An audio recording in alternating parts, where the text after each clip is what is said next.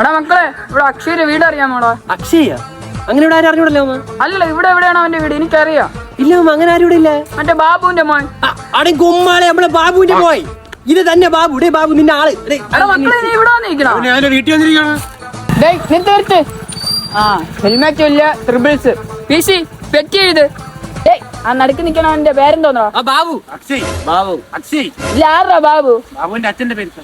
ഓ, നീയാണ് ഈ കൂട്ടത്തിൽ അച്ഛന്റെ പേരിൽ അറിയപ്പെടണ. എന്റെ പേരും തോന്നണോ? ബാബു. എന്റെ പേരും തോന്നറാ. അതല്ലേ പറഞ്ഞത്, ബാബു. എടാ എന്റെ പേരും തോന്നറാ. ബാബുവിന്റെ എന്റെ ഒരു അക്ഷയ് നല്ലേടാ. നിനക്ക് എന്നെ അക്ഷയെന്ന് വിളിച്ചുകൂടെടാ. എടാ നമ്മൾ എന്തോന്ന് ചെയ്യാൻട്രാ, നമ്മള് വിളിച്ച് വിളിച്ച് ശീലമായി പോയി. വായില് ബാബുന്നേ വരും. മാമ ബാബു ഉണ്ടാ?